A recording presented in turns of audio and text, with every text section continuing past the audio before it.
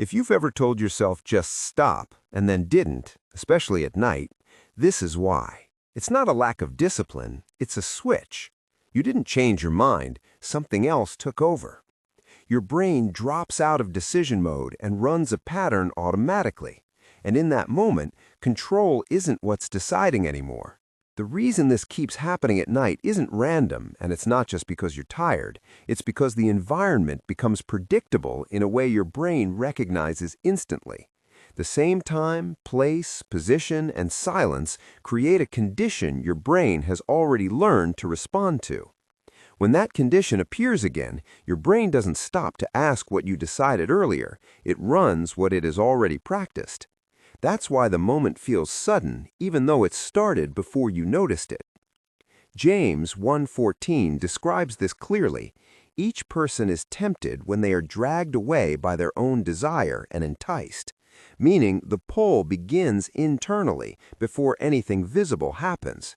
By the time you feel the urge, the pattern is already active. At night, there are fewer competing signals to interrupt it, so it runs faster and feels stronger. During the day, your attention is divided and different inputs compete, which weakens the loop.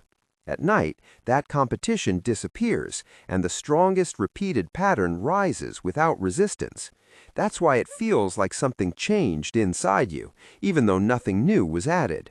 The condition changed, not your intention. Proverbs 4:23 explains why this matters. Above all else, guard your heart, for everything you do flows from it.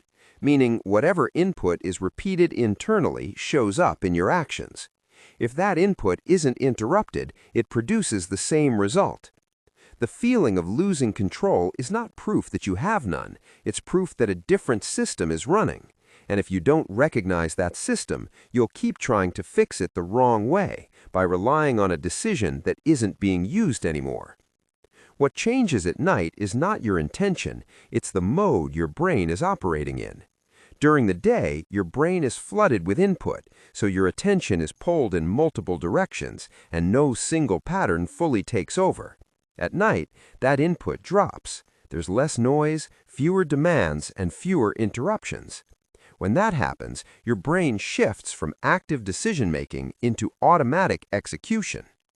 In that state, it doesn't evaluate options the same way. It selects the strongest repeated pattern and runs it.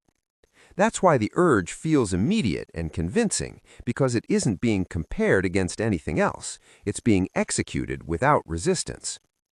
The brain is designed to conserve effort, so it reuses what has been repeated most often instead of creating something new.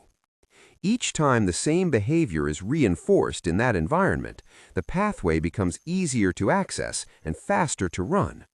By the time the moment arrives, the sequence is already in motion, and your awareness is catching up to something that has already started. Romans 7:15 describes this directly. I do not understand what I do, for what I want to do, I do not do, but what I hate, I do. That's not confusion, it's a system running automatically while your intention is no longer in control. The reason it feels like you lose control is because the part of your brain responsible for deliberate choice isn't leading anymore. It has been replaced by a pattern trained through repetition. If nothing interrupts that pattern, it will run the same way every time because your brain isn't trying to change it, it's trying to complete it. Scripture doesn't describe this as random behavior. It describes it as a system that follows what the mind has been set on repeatedly. Romans 8:5 explains this. Those who live according to the flesh have their minds set on what the flesh desires. That setting isn't a one-time choice. It's the result of repeated focus over time. Whatever your mind has been trained to return to becomes the direction it follows automatically. That's why your earlier decision isn't what runs in the moment. The mind follows what it has practiced, not what it briefly chose. Proverbs 23:7 reinforces this. As a man thinks within himself, so he becomes, meaning internal repetition shapes behavior. This isn't belief, it's a mechanism. What you repeatedly think about becomes what you naturally move toward. Scripture also defines the interruption point.